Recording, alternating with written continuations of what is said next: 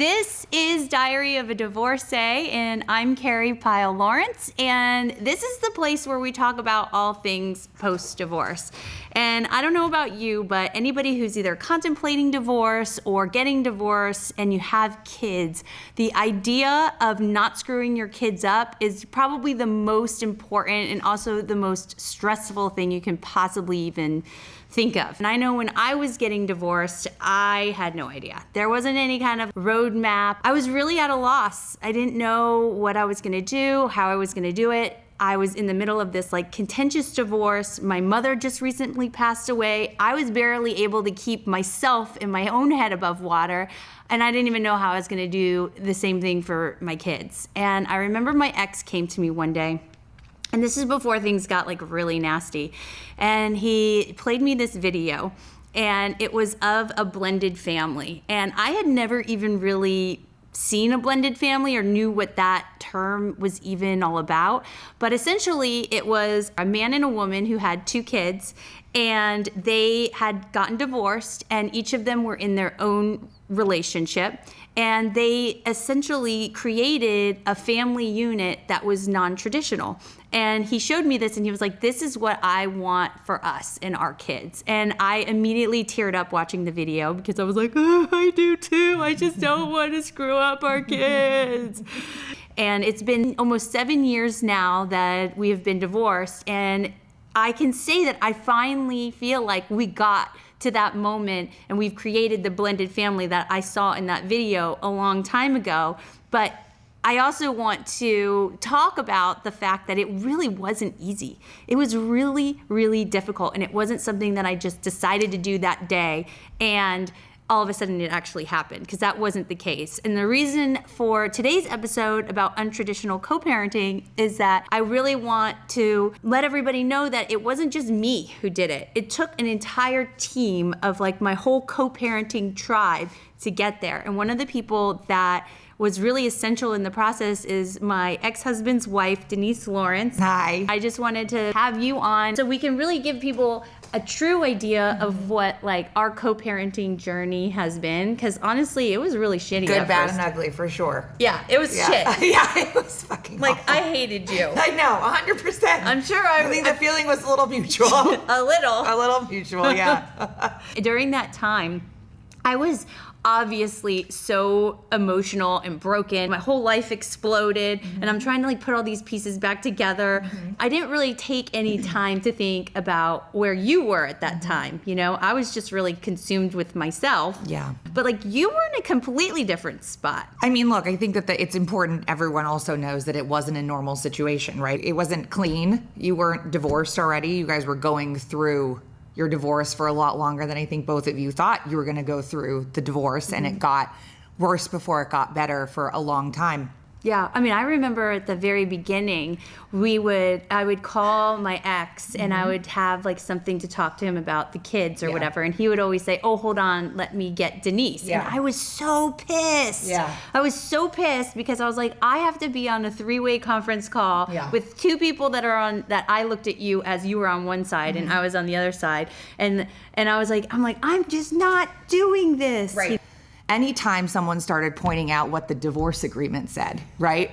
And verbatim putting it into an email and or a text message, you knew that we were clearly not communicating. If you got a 3-paragraph text, we're not speaking, right? Yeah. That all of that was really bad. I think the email. Yeah, the emails, because the emails are admissible in court. So if you got divorce quotes and in an email, you knew you were really in deep shit. Yeah. But when we had those collective group meetings, or you had the birthday parties, or you had the kids saying, can we do a dinner together, and you would walk into those situations, that's a constant lump in your throat, in mine. It was, half of those times, those dinners that we would have to show family co-parenting, that someone would end up really pissed off. One of the girls would end up crying and not wanting to, it didn't feel good. That is a really interesting point, and I didn't even think about that, but it's true. What ended up happening was we collectively all decided that we were going to have this blended family, right? We had this ideology. Very quickly. We had this ideology that this is what we were going to do. So then we took the steps in order to make that happen by going to a dinner where we all went, or having like a group birthday party together. And we thought, I think that at least for me, I thought that it was like, okay, I'm going to suffer through this for right now, but it's going to be for the betterment of the kids. And then when you did it and the kids are like, this sucks and is really uncomfortable, and they have these like backlashing, tantrums, or have these like really big feelings. They feel come the energy. Out, then you're like, well, what the hell am I doing? Yeah. Why do I keep subjecting myself to this like literal torture? It felt like torture. It was torture. Yes. Like, why did we keep doing that? My why was that, I didn't want, and I don't want the girls to look back and say, I had a stepmom who was trying to take the place of my mom, that in retrospect makes me sad, right? But that they can look at it like, oh, I represent a different parental figure, right? Like, here are all the things that my mom did for me that are different than what Denise did for me. And there are so many of those things, right? Because we're such different people. Yeah. But I want them to look at that and just say, I had 3 parents, I'm so lucky, and it's super positive. Yeah. My why was kind of similar, but also different. Yeah. Because I really knew that whatever I did from the divorce on out was going to be the fabric of their childhood. And I felt like I had 2 choices. I could either be super bitter and pissed off, and my kids would then, which would feel really good, to be honest with you, that would feel really good at that time. Do you know what I mean? To just be like, F you, and like just say like, I'm gonna go on my own way and I don't care about what you think, and I never want to see you again. That would have felt really good at that time. The harder part was like really hiding that. But for me, I was like, whatever I do from here on out, this is what my kids are gonna look back at their childhood and say, oh, my mom was this, or my childhood was this. And so I really did my best to be intentional about what that story was for them, So like I would go to the birthday parties and I'd wear sunglasses because I like couldn't help but cry like the whole time. And it even makes me like tearing up talking about it. Yeah. Because it was like so painful. And it was like so difficult to like keep doing that, but I just kept reminding myself like, no, you want to be remembered as somebody who is strong and did the best for them, not somebody who was like bitter and angry. Yeah. And so, and that was what I just like kept doing it. Yep. I just kept doing it and kept doing it, and I kept showing up, and I kept like thinking about that stupid video, and I kept like just going, right. And then what the funny thing is that when you do that, it's like any kind of routine or any kind of like change or whatever. Because when I first started doing it, it was like the worst thing ever. I would rather be waterboarded. And then as you keep going, it's like little by little, tiny increments, it got better. Yeah. Do you know what I mean? It just like got more comfortable. It got less awful. Like the kids got more used to it. And it wasn't this like overnight success. It really was like incremental, tiny little baby steps that were almost so small and insignificant that you didn't even notice. But then over a long period of time, you look back and you're like, wow, this doesn't feel so awful anymore. Yeah. And then like over even a longer period of time, you're like, wow, that was pretty enjoyable. I had fun. Yep. Yeah. Like, and I don't know if there was like ever really a turning point that we were able to like really get there. Yeah. You though also were in a situation too where there was a consistency. I was there the whole time. Yeah. Right. And that they knew that, and they were so young that it's like all of a sudden you fast forward 2 years and it was this way, where you walked into a situation not knowing, you're going to be divorced and what that is, and trying to, at the beginning of being broken, manage dating and what that is with kids. And there were up and downs with that related to it that I think, we had fits and spurts of things working. And some of those were associated directly with how kids were managing, what their consistency was, which was just you versus you with a partner, which on, Seth's side was he has a partner, but we're okay with that because that's what it's been from the beginning. Yeah.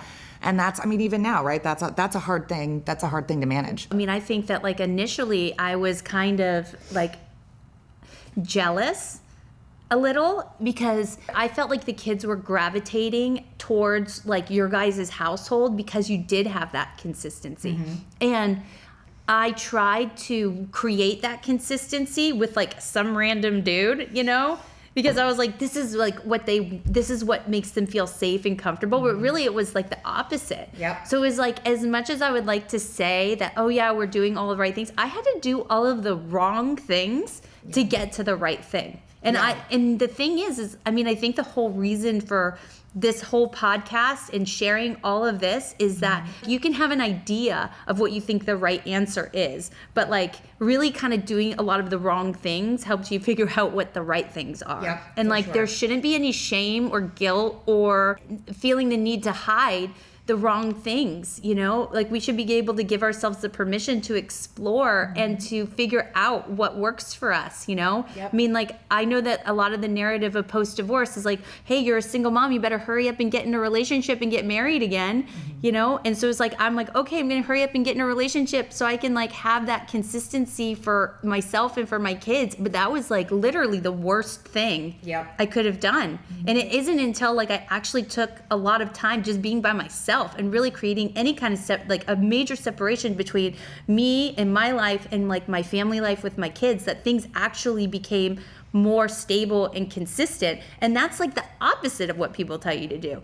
You know what I mean? Yeah. Thinking of like what that turning point was in our relationship though, and you know, going back to the trust issue. But I remember in the middle of COVID that you called the girls in the morning and it was going through like a week of them not being nice, right? Just being super disrespectful over the phone. And you came over, you're super pissed. Oh yeah, I remember that. Yep, and you and I got in a huge fight. Yeah, in the driveway. In the driveway, yes. No, and this was like not a little fight. This was like major. Screaming, like, you know, Jerry Springer fight. Bad. And I don't even know what the fight was about. The fight was about the fact that the girls had been so rude, and you're like, I'm coming to pick them up now because this has just been going on, and you felt that there was no support on the other end relative to the respect that they were feeling for you. And at that point, we'd gone through what felt like, you know, maybe our first like 3 or 4 months ish of being okay. Yeah. But this had set you off. But this was like not when we're getting divorced. No. It took 1.5 years for us to get divorced. Yes. This was like probably 3 years in. Yes, it was 3. Yes, it was definitely 3 years in because I was pregnant, and that was around the time that it happened. And you were so emotional over the disrespect that they were giving you. And I was sitting there telling you that we're consistently supportive of you in the house, and we're not talking in a way that would make them think it's okay to talk to mommy that way. But how bad you felt about how your kids were talking to you was such a gut bust for me, because it was just so clear that it was like, we're so far away from where I thought we were going, because you actually truly, no matter what I say right now, she thinks that's happening, right? Yeah. There's something happening here. And I remember telling Seth that I'm like, there's something happening at our house, no matter what we say, that makes her feel like we're not being good co-parents to her. Yeah. You know, and that sucked. It sucked that you felt that way. It sucked that we got in a huge fight that also the kids were very aware of, you know, on both sides.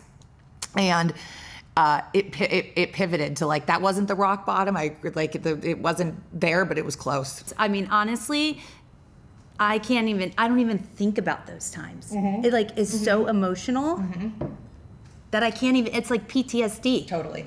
So yeah, that was really shitty. It was really shitty. That was really shitty. But it goes back to a trust thing. It was like, you didn't trust what I was saying. But you're right. It was a big thing for me to just like stand up for myself. Yes. Like there were incremental moments throughout those years that I like legit, and I lost my shit over it. Like I didn't handle it in the best way, but I was, it really, I needed to do that. Yeah. But that was in the summer, and then we kind of came back from it, and we always had those moments where it felt like, then we're in a shitty place again. We were like binge dieting, kind of. We'd be like really good for like a couple of months. We'd be like, oh, we're so much better. We're losing weight. Totally. We're losing weight. We're looking good. All snatched. And then bang, we eat a whole chocolate cake. Yeah, everyone just went back into their holes. Yeah. No one was texting. It was all through email. It was like really one of those things. Yeah. And it would always end up coming up when we start talking about planning trips, right? And which always, I mean, for those, not 3 years, like I'd say like the first 4+ years, always stressful. Like, I don't know how you felt, but it was like we're sitting there being like, fuck, what are we doing? Like, okay, we got to figure out Thanksgiving, and then we have to figure out the holiday, and then we have to figure out. It's really Christmas. It's Christmas, right? Everybody wants to see the kids on Christmas. I remember for me, the rock bottom was when we had that big fight over Christmas. Yeah. Because I remember I had agreed to let the girls go and spend Christmas Eve. But then as it started panning out, I realized that like what your plans were and the plans, because in my head I made an assumption that like they were going to spend Christmas Eve with you guys, but like I would come over before they go to bed, you know, because you guys live 5 minutes down the street, and then I'd wake up. When they wake up, I could come over and watch them over, so I would be involved. But then when I heard that you guys were taking them to Manhattan Beach and that you guys were going to be at your parents' house, and then I was thinking to myself, that's going to be really shitty for me. Yeah. And you were in Florida at the time. And so on when you had decided you didn't want to do this. Yeah. And, you know, as you learn about people, you also are a person who's very like matter of fact. Yeah. And going back to what that was, because of like people's triggers, it was, I'm allowed to do this because it's in the divorce contract, which is true. Put it in an email. Which is true. Yeah. But it's like, okay, well, if we're going back there, she's also clearly in a place where she's just, you know, she's not happy. And something else is going. It felt bigger, right? Yeah. And it was one of those things where, for me, even more than Seth, it was like a whole trust thing was triggered on my end, where I said, fuck that. Yeah. I feel like I'm trying to work it out. I'd heard absolutely nothing that you had said relative to any of it, because I felt like I was like, you'd completely pivoted off of something we'd agreed to. And I think for me, yes, that was, because I remember the email I sent. I pulled out that entire divorce agreement. I copy and pasted stuff into the email, and I was like, I'm done. You can deal with Carrie for the next however long. You were serious. I was so mad. She went into the divorce decree. I Third did. party. Which I had never done, okay, ever, until that moment. I was really not okay. Well, you know what was like, I was in Florida and I was talking to my sister, and I was like really like playing out Christmas Eve and waking up by myself on Christmas morning, you know? And my sister said to me, she's like, you don't have to put yourself last all the time. Mm-hmm. Because what she meant by that was that, like, I had this ideology that we were going to have this like blended family. Mm-hmm. And I wanted it so bad for them. Mm-hmm. And I was like going to sacrifice everything in order to give it to them, you know, because I was like, but at that time I was sacrificing even myself and like the things that I wanted and the things that made me happy. And it was like really like ultimately I can't think of something more awful than waking up on Christmas morning without your kids. Awful. And that part, right. And that was, and that part, because I remember us talking about that. You said just that, right? Mm-hmm. And that was totally understandable. It was the lead up to that, right? Yeah. That we were having all these healthy conversations. And look, we also have an association with Florida that's not good. That took then, for me, a good 3 to 4 months to even be in a place of, okay. You were pissed. I was pissed. Super pissed. But that was kind of a turning point for me. Yeah. Because like all of those moments where I stood up for myself, it came with this like level of guilt also, because I just didn't do it right. You know what I mean? Like I didn't, the philosophy behind it was the right thing for me, but the approach was like a hard F. So I was like, I gotta like get it together a little bit more. I have to like communicate better. I have to like think things through a little bit more. I can't always be the one that says yes to whatever I think the kids want. I have to like put myself into this equation and like find a healthy balance for me and these kids, because it can't be 100% everything for them and it can't be 100% everything for me. There has to be some sort of balance. And I think that Christmas was like kind of the turning point where I was like, I finally did it. But then I also had this realization, like, you got to change the way that you're never going to get what you want if you keep acting like an asshole, you know? And so I really tried to like do better. Yeah. You know? That's like been a How did we even get over that? I don't even know. Time. I think it was time. And that's the thing. It was like, it's all been time. It's all been time. After all those teary moments and all those hard conversations and all of those like really shitty times, it's like somehow we've managed to like actually get into the blended family video place. And I don't know, I mean, I do know how we did it. You know, it was really just time and commitment is ultimately like the two secrets. But I, like now, you know, I think I probably talk to you every day. Yeah. Like a couple times a day over, and like it's usually regarding kid stuff, but like you're here. Yeah. Do you know what I'm saying? Yeah. Like I called you up and I'm like, hey, I want to do a podcast about untraditional co-parenting. Will you come and talk about the darkest times of your life, please? I think that going back to, I feel like I said that there was so much blind rage, right? And that blind rage turned into our version of blind trust. And this was at some point, probably the beginning of last year, you know? And I held on to the comment that you were like, you want to move on and have us be in a good place. That happens when it's supposed to happen or it doesn't, right? Yeah. Like you have control over what you do. And you and I have talked a lot about like generally my own control issues and what those are and wanting things to like look a certain, be a certain way. Yeah. And I can't control you. You're a human being. You're a fucking adult. And so at least for me, right, I was like, I'm just going to keep asking. It was like, hey, why don't we go to the country club together and go to the pool and see how that was, where it was like, you're not going to see, from my perspective, the actions of having a healthy relationship where everything is cohesive. The support of you in our house is good unless you just see it, right? Yeah. Like if I tell you it, right? And I think that all of a sudden those situations just over time became more comfortable in a really good way. And I think also for me, I kind of like worked a lot on healing, you know, and through like all of the different things that I was learning and all the experiences and all of the like things that I had investigated or chances that I had taken, I learned to like let that part go. Yeah. Because I was starting to realize that Seth wasn't the right person for me, you know, and I knew that, but I didn't really like see it like wholly, you know, until I was able to like really not hurt so bad and then look at have like no longer have blinders on the rest of the world and be like, actually, we're really different. Like him and I are super different. Do you know what I mean? Yes. And then I'm like, wow, Denise is actually the perfect person for him because she is like on it. Like I am like just like a bird that can't be caged in. You know what I mean? Yeah. And like once I kind of had that realization that like this wasn't the right thing for you, Carrie, and it's okay to like let it go. And then once I let it go and then I rediscovered who I was and became more confident in that person, then it just became that much easier because I was like so grateful for the experience of being able to like find my own happiness again. And like the idea of like being able to be happy, you know, and realizing like how really unhappy I was before, 100%. you know? So it's like now I look at it as this like grateful graciousness where I'm like, wow, I'm really glad that I don't have to be in that position anymore, you know? And that changes everything when you're like, hey, thanks for taking the baton. Yeah. But by the way, like, I mean, you and I are such polar, I've talked to my friends about this. We're such polar opposites in most every way. Down to anything, we could find an opposite, right?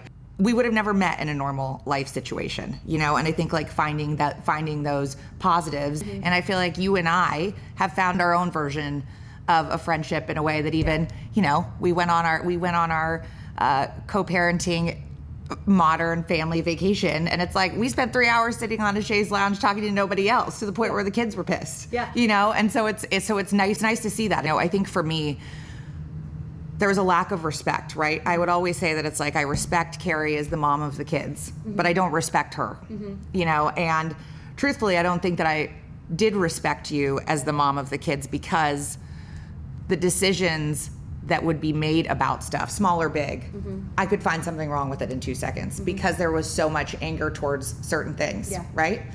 And I feel like that is a journey, right, for me in learning also that it's like, your way is just different. It's not wrong. Yeah. You know, you don't need to clip someone for like making a mistake that they're probably already aware of and vice versa. Yeah. You know, and that was like, that's taken time. And truthfully that it's like, that's also a beautiful thing. It's also a hard thing, I think, as a co-parent to, you know, you have kids going back and forth between houses that are very different in the way that they function. And just realizing that it's just like, that's just the way that it is, right? You don't get to be the mom that you want to be 7 days a week, you know? And I think, you know, when I had Wyatt, that was the biggest difference for me, right? Was like realizing that it was like, you understand the time piece, that you're not with your kids 7 days a week, and that's got to be fucking hard.